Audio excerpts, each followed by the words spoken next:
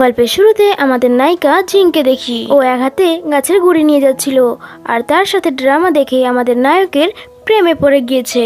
জিং বলে, যদি আমার হাজবেন্ডও এত হ্যান্ডসাম হতো। ও তখন ফিল করে যে ওর উপরে কেউ অ্যাটাক করতে আসছে, ও তখনই তাকে ধাক্কা মেরে ফেলে দেয়। আসলে ও ছিল জিং এর ভাইয়ের নাম ছিল ইয়াং। জিং বলে, তুমি ঠিক আছো তো?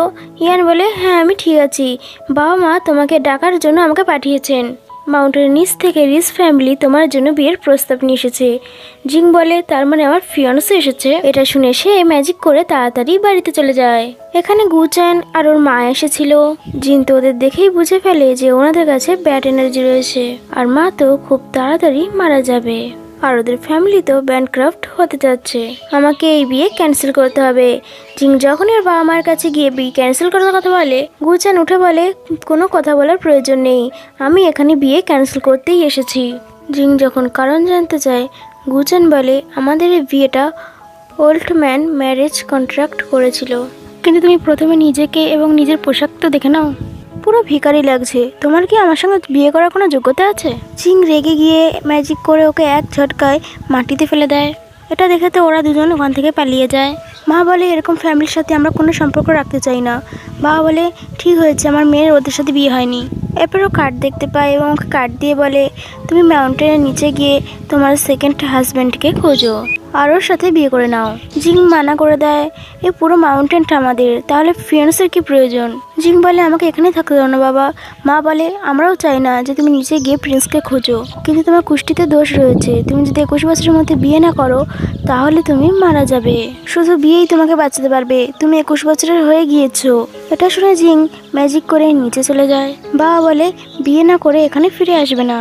জিং বলে, আমি জানি তোমরা দুজন আমার থেকে বাঁচার জন্য এসব করছো, কিন্তু আমি বিয়ের পরে আবারও ফিরে আসবো। এটা শুনে মা বাবা শকড হয়ে যায়। এরপরের সিনে আমরা মিস্টার ফুকে দেখি, যে এই ড্রামার নায়ক।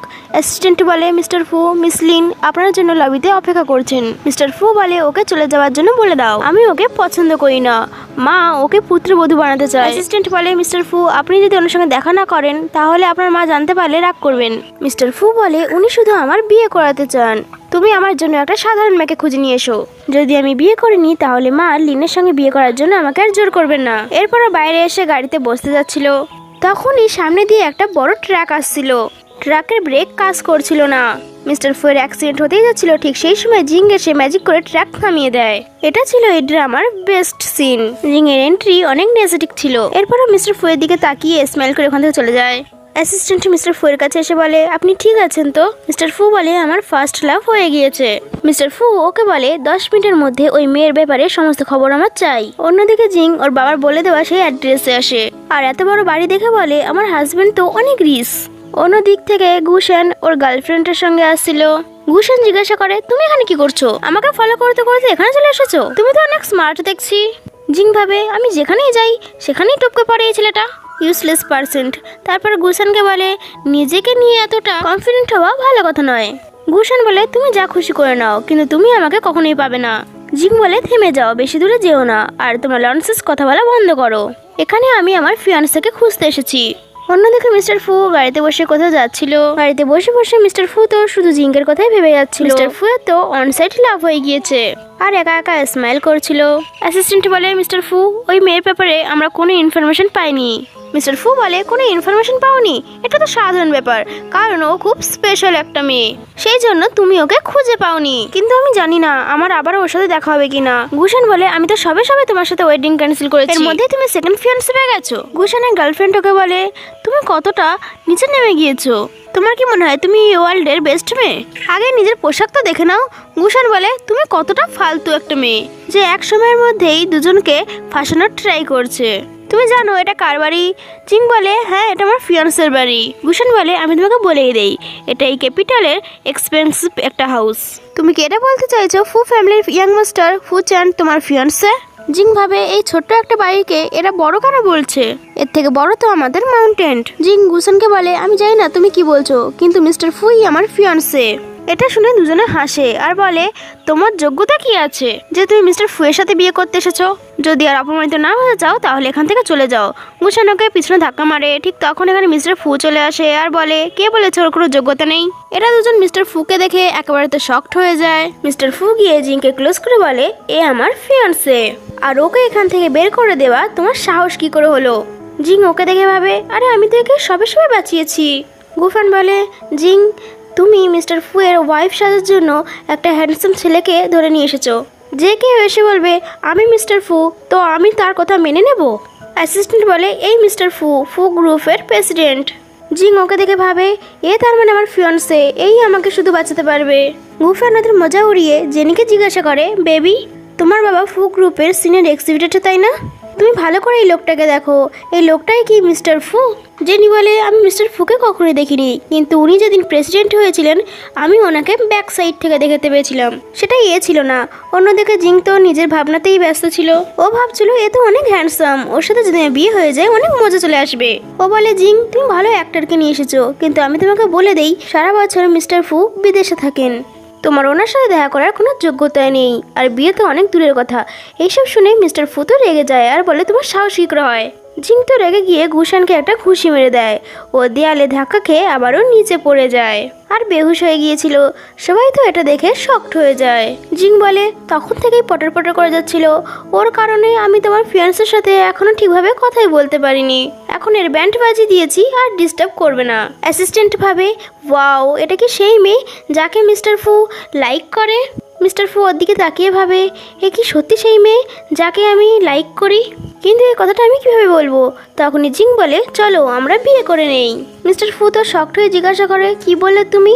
জিং বলে, আমার কুষ্টিতে দোষ আছে, আমি যদি তোমার সাথে বিয়ে না করি তাহলে আমি মারা যাব। মিস্টার ফু বলে, আমাদের তো সবে সবে দেখা হয়েছে, এখনই বিয়ে করাটা কি ঠিক হবে? জিং বলে, হ্যাঁ আমি জানি বিয়েটা সারা জীবনের ব্যাপার, কিন্তু যদি তুমি আমাকে বিয়ে করে আমার সাথে 1 বছর থাকো, 1 বছর পরে আমি তোমার একটা উইশ পূরণ করব, তারপর আমি মাউন্টেনে চলে যাব। মিস্টার ফু বলে, মাত্র 1 বছর? ও বলে, তুমি যদি না করতে চাও কোনো ব্যাপার না, আর এটা বলে ওখান থেকে চলে যাচ্ছিল। মিস্টার ফু ওকে ধরে বলে, ঠিক আছে, আর ভাবে অন্তত 1 বছর আমি তোমার সাথে থাকতে পারবো, আর চোখ ভরে দেখবো, এটাই আমার জন্য যথেষ্ট। পরের সিনে ওরা ম্যারেজ সার্টিফিকেট নিয়ে নেয়। বাইরে আসার পর মিস্টার ফু ভাবে, আমার বিশ্বাসই হচ্ছে না, প্রথম দেখাতেই আমাদের বিয়ে হয়ে গেছে। আর জিঙ্গো ভাবে, আমি ম্যারেজ সার্টিফিকেট নিয়ে নিয়েছি, এখনই বাড়িতে যেতে পারবো, আর ওকে বাই বলে চলে যেতে থাকছিল। তখনই মিস্টার ফু বলে, তোমার বাবা তোমাকে বলেনি যে বিয়ের পরে কাপলকে সবসময় একসাথেই থাকতে হয়? জিং বলে, না তো, আর ভাবে এর কাছে পার্পল এনার্জি রয়েছে, এর সঙ্গে থাকলে আমারই সুবিধা হবে। তারপর বলে, ঠিক আছে, আমরা 1 বছর একসাথেই থাকবো। এটা শুনে মিস্টার ফু তো খুশি হয়ে যায় আর ওকে ব্ল্যাক কার্ড দিয়ে বলে, এটা তোমার জন্য। জিং জিজ্ঞাসা করে, এটা কি? তো ও বলে, এটা আমার স্যালারি কার্ড। হাজব্যান্ড যে টাকা রোজগার করে সেটা তো ওয়াইফেরই। তখন জিং ভাবে, তার মানে বাবার সব টাকা মায়ের কাছে আছে, কিন্তু ও খুব ভালো একটা লোক। আর ও ইনোসেন্টের সাথে বলে, ঠিক আছে, আমি এটা আমার কাছে রেখে দিচ্ছি, 1 বছর পর আমি তোমাকে এটা ফেরত দিয়ে দেবো। মিস্টার ফু বলে, চলো। জিং বলে, কোথায়? মিস্টার ফু বলে, গুচানের সাথে ফু গ্রুপের 10 মিলিয়ন কন্ট্রাক্ট হতে চলেছে, এর জন্য ও একটা বড় পার্টি রাখবে। ও তোমাকে বুলি করেছে তাই না? এবার ও দেখবে আমি ওর সাথে কি কি করতে পারি। জিং ভাবে, ওর সাথে আমার বিয়ে হবে ভেবে আমার বাবা মা ওকে 10 মিলিয়নের গিফট পাঠিয়েছিল, আর ওর সাথে যখন আমার বিয়ে হয়নি ওর কাছ থেকে এই সব কিছু আমায় ফেরত নিতে হবে। তো জিং মিস্টার ফুকে ঠিক আছে বলে ম্যাজিক করে পার্টিতে চলে যায়। অ্যাসিস্ট্যান্ট এসে জিজ্ঞাসা করে, মিসেস ফু কোথায়? ও বলে, আগেই ও চলে গিয়েছে। এরপর জিং রেডি হয়ে পার্টিতে চলে আসে। এরকম পার্টি ও আগে কখনো দেখেনি, সেই জন্য ও সবকিছু ভালোভাবে দেখছিল, আর এখানে এত খাবার দেখে খুব খুশি হচ্ছিল। এদিকে সবাই গুচানের প্রশংসা করেছিল আর বলছিল এত অল্প বয়সে সে ফু গ্রুপের সাথে কন্ট্রাক্ট করতে চলেছে। গুচানের মা ওর এবং ওর ওয়াইফের অনেক প্রশংসা করেছিল। তখনই জেনি জিংকে দেখে বলে, এখানে কি করছে? যদি এই মিস্টার ফুয়ের সামনে উল্টো পাল্টা কিছু বলে দেয় তাহলে আমাদের হাত থেকে কন্ট্রাক্ট চলে যাবে। এটা শুনে গুচান ওর কাছে গিয়ে ওর হাত থেকে খাবার ফেলে দিয়ে বলে, তোমার লজ্জা করে না যে তুমি এখানেও চলে এসেছো? আমি তোমাকে বলে দিয়েছিলাম না যে আমি তোমার মতন মেয়েদের সাথে কখনোই বিয়ে করবো না? চলে যাও এখান থেকে, যাই করো না কেন। আমি তোমার ব্যাকগ্রাউন্ডের ব্যাপারে জানি, আমি তোমাকে কখনোই বিয়ে করবো না, তাই তুমি এখান থেকে চলে যাও। জিং ম্যারেজ সার্টিফিকেট দেখিয়ে বলে, আমি ম্যারিড, আর তাছাড়াও আমার তোমার উপরে কোনো ইন্টারেস্ট নেই। জেনি ওটা ওর হাত থেকে কেড়ে নিয়ে দেখে আর বলে, এটা তো আজকের ডেট, তার মানে তুমি গুচানকে দেখানোর জন্য ফেক সার্টিফিকেট নিয়ে এসেছো? গুচানের মা বলে, ফেক ম্যারেজ? ও বলে, হ্যাঁ, এই দেখো, এতে মিস্টার ফুয়ের নাম লেখা রয়েছে। জেনি বলে ওর ব্যাকগ্রাউন্ড না জেনেই গুচানকে জেলেস করার জন্য তুমি ওর সাথে বিয়ে করে নিয়েছো। তুমি কেমন মেয়ে? গুচানের মা বলে তুমি যাই করে নাও না কেন, তুমি কখনোই ওকে পাবে না। গুচান ওর উপরে সার্টিফিকেট ছুঁড়ে মারে আর বলে তুমি আমাকে আর কত বিরক্ত করবে। কিছুক্ষণের মধ্যেই মিস্টার ফু এখানে আসবে আমার সাথে কন্ট্যাক্ট করার জন্য, আর তুমি ফেক ম্যারেজ সার্টিফিকেট নিয়ে স্বপ্ন দেখছো। মিস্টার ফু তোমার হাজবেন্ড, কিছুক্ষণ দাঁড়িয়ে যাও আর নিজের চোখেই মিস্টার ফুকে দেখে নিও, উনি এক্ষুনি চলে আসবেন। এটা শুনে জিং ম্যাজিক করে উপরে অ্যাটাক করে দেয় আর ও ইনজিওর্ড হয়ে যায়। ওরা এই গার্ডসদের বলে এই মেয়েটাকে বাইরে নিয়ে গিয়ে ওকে টুকরো টুকরো করে ফেলে দাও। তখনই মিস্টার ফু এসে বলে আমিও দেখতে চাই কার মধ্যে এত বড় সাহস রয়েছে। জেনি বলে এখানে কি করছে? মিস্টার ফু জিংয়ের কাছে এসে বলে তুমি ঠিক আছো? জিং ওকে বলে তুমি এত তাড়াতাড়ি এখানে কি করে আসলে? মিস্টার ফু বলে আমি তাড়াতাড়ি আসতে না তো কি করতাম, এখানে সবাই আমার ওয়াইফকে বুলি করছে, আমাকে তো তাড়াতাড়ি আসতেই হতো। এরপর গুচানকে বলে তুমি আমার ওয়াইফকে বাইরে বের করে দিচ্ছিলে তাই না? গুচানের মা বলে তুমি তো অনেক হ্যান্ডসাম, তাহলে এই মেয়ের পিছনে কেন পড়ে আছো? জেনি বলে আজ সেখানে ফু ফ্যামিলি আস চলেছে, তাই তোমরা দুজন যদি কোনো গড়বড় করো তাহলে ক্যাপিটালে থাকার অবস্থাতেই থাকবে না। এটা শুনে মিস্টার ফু অ্যাসিস্ট্যান্টের দিকে ইশারা করে, অ্যাসিস্ট্যান্ট তাদের তিনজনকে এক এক করে থাপ্পড় মারে। গুচান রেগে বলে জিং তুমি একে হায়ার করেছো আমাকে মারার জন্য, তুমি আমার সাথে এঙ্গেজমেন্ট করে আর অন্য কাউকে বিয়ে করে নিলে।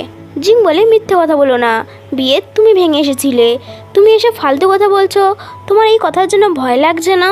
গুচান বলে আমি সত্যি বলছি, আমি যদি মিথ্যে বলে থাকি তাহলে আমার উপর লাইট পড়বে। জিং বলে আমি তোমাকে হেল্প করে দিচ্ছি। জিং ম্যাজিক করে ওদের দুজনের উপরে বিজলি পড়ায়। এইসব দেখে ওখানে সবাই শকড হয়ে যায়, বলে সব হচ্ছেটা কি? আঙ্কেল বলে এর এক্স ফ্রেন্ডসের ব্যাপারে অনেক খারাপ বলছিল। জিং বলে এদেরকে গড পানিশ করেছে। মিস্টার ফু তো ইশারা করে ওকে খুব ভালো বলছিল। গুচান বলে মিস্টার ফুকে আসতে দাও, তারপর দেখো তোমাদের কি অবস্থা হয়। জেনি বলে আমার বাবা ফু গ্রুপের সিনিয়র এক্সিকিউটিভ, শুধু ওনার আসার অপেক্ষা করো। মিস্টার ফু বলে তাড়াহুড়ো করো না। জেনি বলে তুমি কে এসব বলার? তখনই জেনির বাবা আসে এবং বলে কে পাঙ্গা নিয়েছে মিস্টার ফু গ্রুপের সাথে। তো জেনি তাড়াতাড়ি ওর বাবার কাছে গিয়ে ওদের দুজনের উপর নালিশ করেছিল, দেখো ওরা দুজন আমার কি অবস্থা করেছে, ওদের হাত পা ভেঙে দিয়ে বাইরে ফেলে দাও। জেনির বাবা বলে তোমাদের সাহস কি করে হলো আমার মেয়ের সাথে এরকম করার? যখনই মিস্টার ফু ওনার দিকে ফেস টার্ন করে, মিস্টার ফুকে দেখে জেনির বাবার তো কথাই বন্ধ হয়ে যায়। এখনও গুচান ওদের বিষয়ে খুব খারাপ খারাপ কথা বলছিল। মিস্টার ব্যান্ড জেনির বাবা অ্যাসিস্ট্যান্টে বলে মিস্টার ব্যান্ড তোমার মেয়ে এবং তোমার জামাইয়ের ভালোই শিক্ষা রয়েছে, জেনি ভাবে এবার তোমরা দেখতে পাবে আমার সঙ্গে পাঙ্গা নিলে কি হয়। জেনি ওদের শিক্ষা দিতে বলছিল, এটা শুনে ড্যাড ওর উপরেই থাপ্পড় মেরে যায় আর চুপ থাকতে বলে। জেনি বলে ড্যাড তুমি আমাকে কেন মারলে? তোমার তো ওদেরকে মারার কথা ছিল যে আমাকে বিরক্ত করেছিল। অ্যাসিস্ট্যান্টের সাথে সবাই মিস্টার ফুকে ওয়েলকাম জানায়। জেনি বলে এই প্রেসিডেন্ট এ কখনোই হতে পারে না। তো বাবা ওকে কিক করে নিচে ফেলে দেয় আর বলে তোমার জন্য আমরা ব্যাংকরাপ্ট হতে চলেছি, তোমার আমাদের সঙ্গে কোনো সম্পর্ক নেই। এবার মিস্টার ফুকে সরি বলে আমার মেয়ের তরফ থেকে আমি আপনার কাছে ক্ষমা চাইছি আর আমি কম্পেনসেশনের জবও রিজাইন করে দিচ্ছি, আমাকে ক্ষমা করে দিও। মিস্টার ফুকে যেতে বলেও চলে যায়। জেনি ওর বাবার পিছন পিছন যেতে থাকে। এদিকে মিস্টার ফু বলে জেনি তো হয়ে গেছে, এবার তোমার কি হবে? তারপর ওকে কন্ট্রাক্ট দেখিয়ে বলে তুমি এই কন্ট্রাক্টের জন্য এত হাওয়ায় উঠছিলে তাই না? তারপরে কন্ট্রাক্টটা জিংয়ের হাতে দিয়ে বলে আজ থেকে ফ্যামিলির সমস্ত ডিসিশন তুমি নেবে, তাই তুমি ঠিক করবে ও কন্ট্রাক্ট পাবে না পাবে না।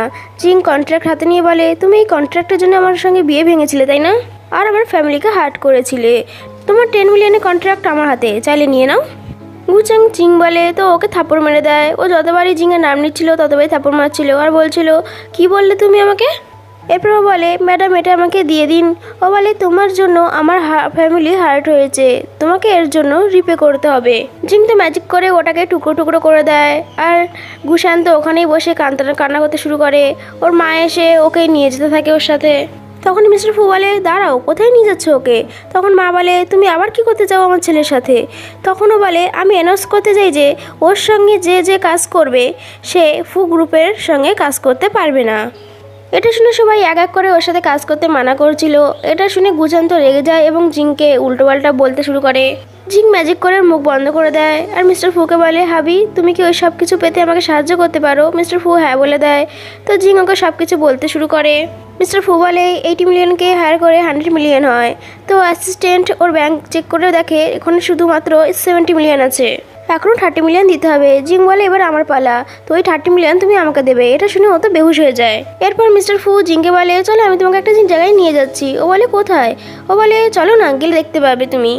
মিস্টার ফু তো ওকে একটা মলে নিয়ে এসেছিলো আর জুয়েলারি সিলেক্ট করতে বলে। ও কিছু না ভেবেই অনেক জুয়েলারি সিলেক্ট করে ফেলে। আর ওর প্রাইস দেখে আবারও মানা করে দেয়। মিস্টার ফু বলে কি হয়েছে? জিং বলে তুমি দেখোনি ওর পিছনে কতগুলো শূন্য রয়েছে? মিস্টার ফু বলে তুমি জানো না তোমার হাজব্যান্ড কতটা রিচ, এই মলটা তো আমারই। এটা শুনে জিং বাচ্চাদের মতন অনেক কিছুই আবারও অর্ডার করতে শুরু করে। মলের ম্যানেজার তো শকড হয়ে যায় আর সবকিছু প্যাক করতে ওখান থেকে চলে যায়। জিং মিস্টার ফুকে বলে তুমি খুব ভালো। মিস্টার ফু বলে আমি সবসময় ভালো থাকবো। এরপর ওকে ডিরেক্ট সিলেক্ট করতে বলে। তো মিস্টার ফুয়ের একটা গ্রাউন্ড খুব পছন্দ হয়, তো ওটা জিংয়ের জন্য নিয়ে নেয়। ম্যানেজার বলে এটা ওয়ার্ল্ডের বেস্ট ডিজাইনার বানিয়েছে। জিং মিস্টার ফুকে বলে যখন থেকে আমি মাউন্টেনের নিচে এসেছি শুধু তুমি আমার জন্য ভালো। মিস্টার ফু বলে এটা তোমার জন্য গুড লাক তাই না, আর আমি সবসময় তোমার জন্য ভালো মানুষ হয়ে থাকতে চাই। আর ওকে ক্লোজ করে কিস করতে যাচ্ছিল, কিন্তু জিং ওকে সরিয়ে বলে সরি আমি এটা করতে পারবো না। তখনই মিস্টার ফুয়ের কাছে ওর মায়ের কল আসে। ফোন ধরার সঙ্গে সঙ্গে ওর মার উপরে চিৎকার করে আর বলে তুমি এখনো মিস লেনের সাথে বিয়ে করনি, আর না ম্যারেজ সার্টিফিকেট নিয়েছো। তুমি আমাকে আর তোমার বাবাকে জেনে বুঝে বিরক্ত করছো। মিস্টার ফু বলে মা আমি ম্যারেড। এটা শুনে তো ওর মা আরও বেশি ওর উপরে চিৎকার করতে শুরু করে, তুমি আবারও আমাকে মিথ্যে বলছো। ও বলে না মম আমি সত্যি বলছি, আজ রাতে আমি ওকে নিয়ে আমার বাড়িতে যাব, তুমি ওর সাথে নিজেই দেখা করে নিও। মিস্টার ফু কল করার পরে ওকে বলে। জিং ভয় ভয় বলে আজকে যেতে হবে। মিস্টার ফু বলে ভয় পেও না, আমি তোমাকে প্রোটেক্ট করব। জিং বলে আমি ও সম্পর্কে বলছি না, আমি গিফটের সম্পর্কে বলছি। আমি প্রথমবার দেখা করতে যাচ্ছি, তো থোড়ি না আমি খালি হাতে যেতে পারি, চলো আগে গিফট নিয়ে নিই। অন্যদিকে গুজানের মা গুজানকে ডাকছিল। গুজান উঠে পড়ে আর বলে জিং তুমি আমার সমস্ত টাকা নিয়ে আমাকে ভিখারি বানিয়ে দিয়েছো, আমি তোমাকে ছাড়বো না। তখনই জেনি এসে বলে আমিও তোমার সাথে আছি। ও জেনির উপরে চিৎকার করে বলে সরে যাও আমার থেকে, তুমি যখন জানতেই না মিস্টার ফু আসলে কে, তাহলে মিথ্যে বলেছিলে কেন? তোমার কারণে মিস্টার ফুকে অনেক অপমান করেছি, যার কারণে আমি ব্যাংক্রাফট হয়ে গিয়েছি। জেনি বলে সব কিছু জিংয়ের কারণে হয়েছে, ওকে শিক্ষা দেওয়ার জন্য আমার কাছে একটা প্ল্যান আছে। মিস লিনের মিস্টার ফুয়ের সাথে বিয়ে ঠিক হয়েছিল। ওই ক্যাপিটালে 3 রিচ ফ্যামিলির মধ্যে এক রিচ ফ্যামিলির একমাত্র মেয়ে। যখন ও জানতে পারবে জিং ওর জায়গা নেবার চেষ্টা করছে তাহলে ও ওকে ছাড়বে না। গুজান বলে তাহলে আমার নিজে গিয়ে ওকে বলা উচিত, তারপরে ও জিংয়ের সাথে বোঝাপড়া করে নেবে। আমি সত্যি চাই জিং মরে যাক। এদিকে আমরা লিনকে দেখি যে জানতে পারে মিস্টার ফুয়ের বিয়ে হয়ে গিয়েছে। অন্যদিকে এরা দুজন অপশন হলে এসেছিল। জিং ভাবে আমার ভাইয়ের অপশন হল অনেক বড় এবং খুব সুন্দর, চলো এরা কেউ জানে না যে এই অপশন হল জিয়াং ফ্যামিলির। বাবা এটা লুকিয়ে রাখতে বলেছে। মিস্টার ফু বলে এই মলের একটা স্পেশাল জিনিস হলো এখানে যত অবজেক্টের জিনিস আছে সব অবজেক্ট অরিজিনাল। কিন্তু তুমি এই মলের ব্যাপারে কি করে জানো? তখন জিং ভাবে এই মলটা তো আমার ভাইয়েরই, কিন্তু আমি এখন এটা ওকে বলতে পারবো না। তখন জিং মিস্টার ফুকে বলে মিডিয়াতে সবসময় এর ব্যাপারেই কথা বলতে থাকে, আমি নিউজ থেকে জানতে পেরেছি। তখন মিস্টার ফু বলে আমরা ভেতরে যাই। তখনই লিন আসে আর ওদের থামায় আর বলে এ লেডিকে, তো আমি তোমার ফিয়ান্সে। এটা শুনে জিং ওর হাত ধরে নেয়। লিন বলে ও তোমার ক্লোজে কেন দাঁড়িয়েছে? জিং মিস্টার ফুকে বলে এ তোমার ফিয়ান্সে। মিস্টার ফু বলে না না, আর লিনকে বলে আমরা কখনো এঙ্গেজ ছিলাম না, তুমি শুধু আমার মায়ের চয়েস, কিন্তু আমার ওয়াইফ এখন জিং, তাই উল্টো পাল্টা কিছু বলো না যাতে আমার ওয়াইফ আমাকে ভুল বোঝে। লিন বলে ওয়াইফ? তুমি আমাকে ছেড়ে দিয়ে এরকম একটা ফালতু মেয়ের সাথে বিয়ে কিভাবে করতে পারো, যে ঠিকভাবে ড্রেসও পরতে পারে না? ও লিনের উপর রেগে বলে ঠিকভাবে কথা বলো। লিন মিস্টার ফুয়ের কাছে এসে বলে তুমি এরকম আমার সাথে কি করে করতে পারো? মিস্টার ফু ওর কথা ইগনোর করে বলে আমি যদি রুট হয়ে যাই তুমি আমাকে ব্লেম করতে পারবে না। লিন বলে ও তো একটা ফালতু মেয়ে, তুমি কিভাবে ওকে লাইক করতে পারো? জিং মিষ্টি করে বলে হানি আমি কি ফালতু? মিস্টার ফু বলে আমার ফালতু মেয়েই পছন্দ। লিন বলে ও বিয়ের 2 দিন পরেই অপশন এসে জেদ করছিল, এতে পুরো বোঝা যায় ও তোমাকে লুটতে চাইছে, ও তোমাকে নয় তোমার টাকাকে ভালোবাসে। জিং আবারও মিষ্টি করে বলে হানি আমি তোমাকে নয় তোমার টাকা লুটতে চাইছি। মিস্টার ফু বলে কোনো ব্যাপার না, আমি অনেক বড় লোক। জিং বলে লিন তোমার আর কিছু বলার আছে? আমরা তো বেস্ট কাপল, তুমি এটাই ভালো হবে তুমি আমার হাজব্যান্ডকে ছেড়ে অন্য কাউকে খুঁজে নাও, নাহলে আমি তোমাকে ছাড়বো না।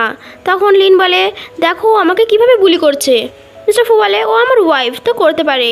তো জিং বলে হানি আমরা ভেতরে যেতে পারি। তো যাওয়ার সময় জিং লিনকে দেখে মুখ খেঁচায়। এরপর গুজান এসে ওকে বলে কি সব ঠিক হয়েছে? লিন রেগে ওকে থাপড় মারে আর বলে এই ছিল তোমার প্ল্যান ওকে শেষ করার জন্য? গুজান জেনিকে থাপড় মারে আর বলে তুই ওকে ওটা বলিসনি যেটা আমি তোকে বলতে বলেছিলাম।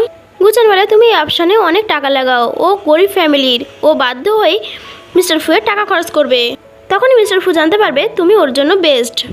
লিন ভাবে মিস্টার ফু এবার তোমাকে আমি জিংয়ের আসল চেহারা দেখাবো। এরপর 3 জনের ভেতরে আসে। জেনি ওটাকে দেখে বলে এই অপশান তো অনেক ব্র্যান্ডেড, এর আগে ক্যাপিটালে এর ব্যাপারে আমি কখনো শুনিনি। লিন বলে এটা জিয়াং ফ্যামিলি, যেটা অনেক মিস্টিরিয়াস, তুমি কি রিচ ফ্যামিলি থেকে নয় যে জিয়াং ফ্যামিলির ব্যাপারেও জানো না? গুজান বলে তুমি যদি আমাদেরকে এখানে না নিয়ে আসতে তাহলে আমরা এটা দেখার সুযোগও পেতাম না, আমরা তো ভেবেছিলাম জিংয়ের মতন গরিবকে ভেতরে আসতেই দেবে না। তখনই জিং মিস্টার ফুয়ের সাথে ভেতরে আসে এবং বসে যায়। অপশন স্টার্ট হয়। ঘোস্ট বলে, এবারে লাস্ট অপশনের পালা। এই স্টোনগুলোর মধ্যে দিয়ে যেটাতে বেস্ট চেন বেরোবে সে মিস্টার চ্যানের সঙ্গে দেখা করার চান্স পাবে। এটা শুনে সবাই এক করে হ্যাঁ বলে, কারণ ওরা মিস্টার জিংয়ের সঙ্গে দেখা করতে চাইছিল, কারণ ওরা আগে কখনো মিস্টার চ্যানকে দেখেনি। মিস্টার ফু জিংকে জিজ্ঞাসা করায়, জিং বলে ভয় পেও না, এটার জন্য আমার কাছে উপায় আছে। মিস্টার ফু বলে, তুমি এখন জেট পেন্ডেন্ট খুঁজবে মাত্র মিস্টার চ্যানের সঙ্গে দেখা করার জন্য? জিং বলে, না না, আমি শুধু এটা দেখতে চাইছি যে ভাই ইয়ান ঠিক বাটন চুজ করেছে কিনা। এটা শুনে মিস্টার ফু শকড হয়ে জিজ্ঞাসা করে, কি? জিং বলে, এর মানে হলো আমি এখানে জেট নিতে এসেছি। মিস্টার ফু বলে, এটা যদি তোমার পছন্দ হয় তাহলে আমি তোমার জন্য অনেক পয়সা খরচ করতে রাজি। জিং বলে, তুমি হয়তো জানো না, বিনা পলিশ স্টোনে অনেক এনার্জি থাকে, যেটা পলিশ করে তোমার মায়ের জন্য ব্রেসলেট বানাবো। মিস্টার ফু বলে, আমার মায়ের জন্য তুমি এতটা রিস্ক নেবে? জিং বলে, হ্যাঁ, প্রথমে এটাকে আমাকে চেক করতে দাও। এটা বলে ও ম্যাজিক করে এবং সমস্ত স্টোনকে চেক করতে থাকে। ও চেক করে বলে, হ্যাঁ তুমি ঠিকই বলেছিলে, এই সমস্ত স্টোনে অ্যামাউন্ট খুব কম রয়েছে, কিন্তু কোনো ব্যাপার না, আমি খুঁজে নেব। অনুষ্ঠান শুরু হয়। প্রথমে $20 বলে একজন, জিং ওটাকে $50 বলে, কিন্তু লিন 1 মিলিয়ন বলে জিততে যাচ্ছিল। ঠিক সেই সময় ঠিক তখনই জিং 2 মিলিয়ন বলে এটাকে জিতে নেয়। লিন বলে, তুমি তো মাউন্টেন থেকে এসেছো, তাহলে তোমার কাছে এত টাকা কোথা থেকে আসলো? জিং বলে, আমার কাছে টাকা নিয়ে তো কি হয়েছে, আমার হাজব্যান্ডের কাছে অনেক টাকা রয়েছে। লিন বলে, মিস্টার ফু, ও তোমাকে লুটতে চাইছে, তুমি যদি ওকে পিছু ছাড়িয়ে ওর থেকে বা ডিভোর্স পেতে চাও তাতে আমি তোমাকে হেল্প করতে পারি। মিস্টার ফু বলে, এটা আমাদের দুজনের ব্যাপার, এটাতে তোমাকে বেশি কথা বলতে হবে না, তাই চুপ থাকো। জিং বলে, তুমি আমাকে বিশ্বাস করো, যদি এগুলো সব কিছু ফেক হয় তাহলে তোমার অনেক টাকা লস হয়ে যাবে। ও বলে, আমি তোমাকে বিশ্বাস করি, আর তুমি তো বলেছিলে এই সব কটা থেকে 50 বিলিয়ন জেট বেরোবে, আমার ওয়াইফ তো আমাকে রিস্ক করে দেবে। তো জিং বলে, ঠিক আছে, আমি তোমাকে হেল্প করব। এরপর জিং বলে, আমি স্টোনকে ভাঙতে চাই। তো স্টেজে আসে, তো জেনির সাথে সাথে সবাই ওর মজা ওড়াচ্ছিল। এটা কোনো বাচ্চাদের খেলা নয়, জেট খোঁজার ডেস্টিনির হাতে রয়েছে। অপমানিত না হতে চাইলে হার মেনে নাও, এই সবগুলোর থেকে একটাতেই শুধুমাত্র জেট বেরোতে পারে, আর সবগুলো বেকার। তুমি কি আমার সঙ্গে শর্ত লাগাতে চাও, যদি এর মধ্যে থেকে একটাতেও না বেরোয়, জেট ব্যান্ডে না বেরোয়, তাহলে নীল ডাউন হয়ে তুমি আমার কাছে ক্ষমা চাইবে। জিং বলে, আমি শর্ত লাগাবোই বা কেন, এই সমস্ত স্টোন তো আমারই। গুচান বলে, কেন ভয় পেয়ে গেলে? কারণ তুমি জানো এই স্টোনগুলোর মধ্যে কিছুই বেরোবে না। জিং বলে, ঠিক আছে, যদি আমি এই স্টোনগুলো থেকে জেট বের করতে পারি তাহলে তুমি আমার কাছে ক্ষমা চাইবে এবং এই সবগুলোর জন্য পে করবে। জেনি ওকে বলে। তো মিস্টার ফু জিংকে বলে, তুমি কেন শর্ত লাগাচ্ছ? জিং বলে, তুমি আমাকে বিশ্বাস করো তো না, শুধু দেখতে যাও কি হতে চলেছে। জিং চ্যাং আকার দিয়ে সমস্ত জেট ভাঙতে থাকে। সমস্ত স্টোন থেকে একটার পর একটা জেট বেরোচ্ছিল। এটা দেখে সবাই তো শকড হয়ে যায়। জিং লিনকে বলে, এবার তুমি কি করবে? প্রথমে পে করবে নাকি নীল ডাউন হয়ে সরি বলবে? লিন বলে, আমি কোনো টাকা দিতে পারবো না। জিং বলে, সবাই দেখো কিভাবে ও নিজের শর্ত থেকে সরে যাচ্ছে। সবাই ওকে পে করার জন্য বাধ্য করছিল, এও সেই জন্য বাধ্য হয়ে পে করে দেয়। জিং মিস্টার ফুকে বলে, আমি তোমাকে অনেক গ্রিস বানিয়ে দিয়েছি। ও বলে, তুমি অনেক ওয়ান্ডারফুল। ও গ্রিন স্টোনকে নিয়ে মমের জন্য ব্রেসলেট বানাতে গিয়েছিল। এদিকে লিন গুচানকে থাপড় মেরে বলে, তুমি বলেছিলে ও একটা ফুল, যেটার ব্যাপারে বেশি নলেজ নেই। তাহলে এটা কি ছিল? ও বলে, আগে থেকেই হয়তো ও সব কিছু জানতো। জ্যাং ফ্যামিলি কখনো বেকার স্টোন ব্যবহার করে না, ও তো সব কিনে নিয়েছে। লিন বলে, তুমি জেনে বুঝে এসব কিছু করেছো তাই না? এখনই আমার টাকা ফেরত দাও। জিং বলে, আমি টাকা ফেরত দেবো না। তখনই গুচান লিনকে বাকি স্টোন নেওয়ার কথা বলে। এটা শুনে সবাই ওকে জোর করে নেওয়ার জন্য। জিং বলে, এই সমস্ত স্টোন বেকার, আমি ওদের চিট করতে চাইছি না। জিং বলতে যাচ্ছিল যে এই সমস্ত স্টোন বেকার, তখনই লিন ওইসব কিছু কিনতে যায়। এটা শুনে জিং ভাবে, একে কিভাবে শিক্ষা দেওয়া যায়। জিং বাকি স্টোনের প্রাইস 100 মিলিয়ন করে দেয়। লিন বলে, তুমি এটা কীভাবে করতে পারো? গুচান আবারও ওকে, তুমি ওর থেকে জেট বের করে অনেক টাকা কামাতে পারো। সবাই ওটা কেনার জন্য ওকে অনেক জোরে জোরে চিৎকার করতেছিল। আর এটা দুজন লিনকে ধাক্কা মারছিল আর বলছিল, এরকম সুযোগ আর তুমি পাবে না।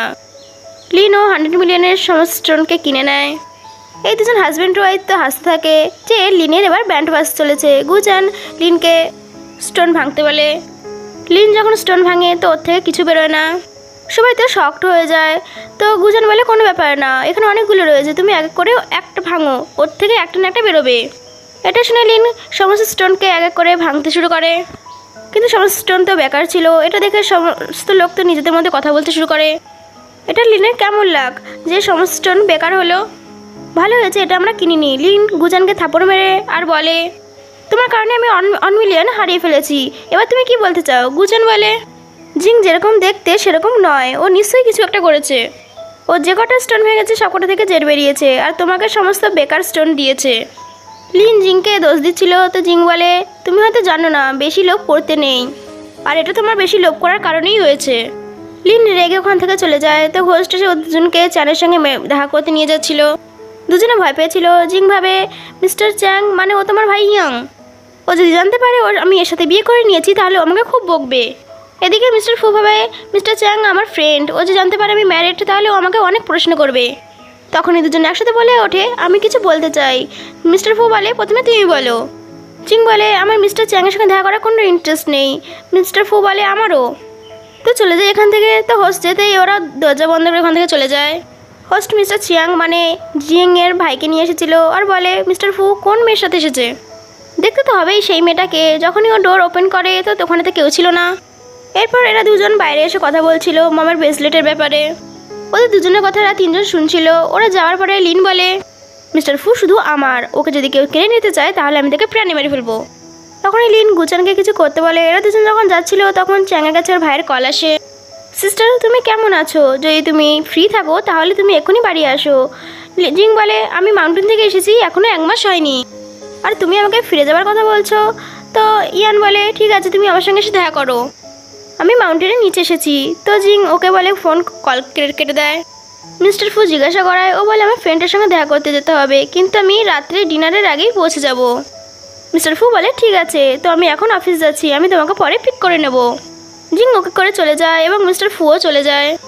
এরপরে তিনজন বাইরে এসে মিস্টার ফুকে একা যেতে দেখে জিংকে মারার প্ল্যান করছিল। লিন গুচানকে বলে এরপরে মিস্টার ফুয়ের সাথে জিংয়ের যেন দেখা না হয়। গুচান বলে হ্যাঁ আজকেই ওকে শেষ করতে হবে, সেটা যেভাবেই হোক। তো জিং ম্যাজিক করে ওর ভাইয়ের কাছে চলে আসে এবং বসে। ওর ভাই বলে তুমি তোমাকে মেরেই ফেলবে, তুমি গুচানের সঙ্গে বোঝাপড়া করে নিয়েছো তো, এবার তোমার বাড়ি যাওয়া দরকার, আমি তোমাকে নিয়ে যাব। জিং বলে ভাই এখন না, আর আমার তোমার জন্য একটা কাজ আছে। ও জেট বের করে বলে এটাকে ব্রেসলেট বানিয়ে দিতে। ইয়ানও কিছু সেকেন্ডের মধ্যেই ম্যাজিক করে ওটাকে ব্রেসলেট বানিয়ে দেয়। ইয়ান জিজ্ঞাসা করে এটা কার জন্য বানাচ্ছ? জিং বলে এটা আমার শাশুড়ি মায়ের জন্য। এটা শুনে তো ও খুব রেগে যায় আর বলে ও তোমার সঙ্গে এত খারাপ ব্যবহার করেছে, তুমি এখন ওর মাকে এই ব্রেসলেট দিতে চাইছো, আমি ওকে ছাড়বো না। ও বলে এটা ও ম্যাজিক করতে যাচ্ছিল। জিং ওকে থামিয়ে বলে ভাই আমার হাজবেন্ড অন্য কেউ, আমি আজ ওর মা বাবার সঙ্গে দেখা করতে যাচ্ছি। ইয়ান বলে তার মানে কি? জিং বলে আমি ম্যারিড, এটা বলে ওখান থেকে চলে যাচ্ছিল। ইয়ান ওকে থামিয়ে বলে আমাকে পরিষ্কারভাবে বলো। জিং বলে এখন না, আর বাই বলে ওখান থেকে চলে যায়। ইয়াং তো শকড হয়ে যায় আর বাবাকে ফোন করে বলে তোমার তো এবারও অনেক বড় প্রবলেম হতে চলেছে। এদিকে জিংকে দেখে গুচানের সঙ্গে দেখা করতে যায়। জিং ওকে ইগনোর করে যাচ্ছিল, ঠিক তখনই গুচান ওকে থামিয়ে বলে ইয়াংয়ের সঙ্গে তোমার ছবিটা আমি মিস্টার ফুকে পাঠিয়ে দেবো, আর এটাও বলবো তুমি অন্য ছেলের সঙ্গে লুকিয়ে লুকিয়ে দেখা করো আর ওকে চিট করছো। ও বলে তুমি বুঝতে পারোনি ও আমার ভাই, আর এটা বলে ম্যাজিক করে ছবিটা জ্বালিয়ে দেয়। ইয়াংয়ের ফেস পুড়ে যায় এবং গুচান ওর উপরে খুব রেগে যায়। তখন জেনি পিছন থেকে এসে জিংকে ধাক্কা মেরে দেয়। এই সিনটা এখানেই কাট হয়ে আমরা ফুকে দেখি। মিস্টার ফু ইয়ানের সঙ্গে দেখা করতে এসেছিল। ইয়ান ওর বোনের ম্যারেডের কথা শুনে খুব স্যাড ছিল। সিস্টার যাকে বিয়ে করেছে সে সিস্টারকে পরে চিট করবে। মিস্টার ফু ওকে এত ড্রিঙ্ক করার কারণ জিজ্ঞাসা করে। ইয়ান বলে সিস্টার বিয়ে করে নিয়েছে। ও বলে এটা তো ভালো খবর, ও ছোটোবেলায় কত নটি ছিল, আমার মনে আছে ও যখন 5 বছরের ছিল ও ম্যাজিক করে সমস্ত চুল আমার পুড়িয়ে দিয়েছিল। ইয়ান ওকে ড্রিঙ্ক করতে বলছিল। তো মিস্টার ফু বলে না, আমাকে ওয়াইফকে ঘরে ডিনার করতে নিয়ে যেতে হবে। এটা শুনে ইয়ানের তো আবারও একবার ঝটকা লাগে। ওর মুখে ড্রিঙ্ক মিস্টার ফুয়ের মুখে লাগতেই যাবে, ঠিক তখনই মিস্টার ফু ওর ফেস অন্যদিকে ঘুরিয়ে ও যখন ড্রিঙ্ক ফেলে দিয়ে জিজ্ঞাসা করে কবে করেছে ম্যারেড? ও বলে আজকেই। তখনই জিংয়ের ফোন দিয়ে হসপিটাল থেকে মিস্টার ফুয়ের কাছে কল আসে। ও কিছু একটা শুনে ওখান থেকে যাচ্ছিল, ঠিক তখনই ইয়ান ওকে কিছু মেডিসিন দেয়। ও তাড়াতাড়ি করে হসপিটালে এসে দেখে জেনি আর গুচান আধামরা হয়ে হসপিটালে ভর্তি হয়ে রয়েছে। এটা দেখে মিস্টার ফু তো একটু রিল্যাক্সড হয় আর জিংকে খুঁজতে যায়। তখনই জিং ভেতরে চলে আসে। মিস্টার ফু জিংকে বলে তুমি ঠিক আছো তো? ও বলে হ্যাঁ। তো ওকে হাক করে নেয়। তারপর এই দুজনের অবস্থা দেখে মিস্টার ফু জিংকে জিজ্ঞাসা করে আসলে হয়েছিলটা কি?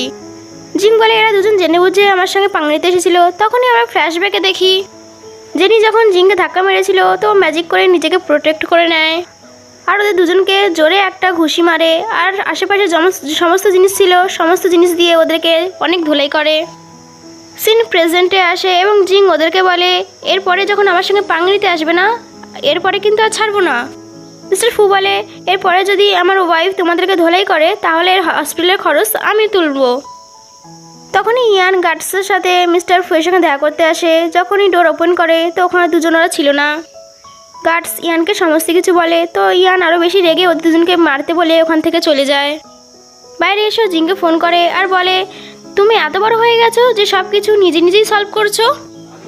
তোমার উপরে অ্যাটাক হয়েছে আর তুমি তোমার ভাইকে বলার প্রয়োজন বোধ করনি। জিং বলে, ভাই আমি ঠিক আছি। ইয়ান বলে, তুমি তোমার হাজব্যান্ডকে একটু ফোন দাও তো, ও কীরকম ছেলে, কীরকম হাজব্যান্ড হয়েছে যে তোমার খেয়াল রাখতে পারছে না।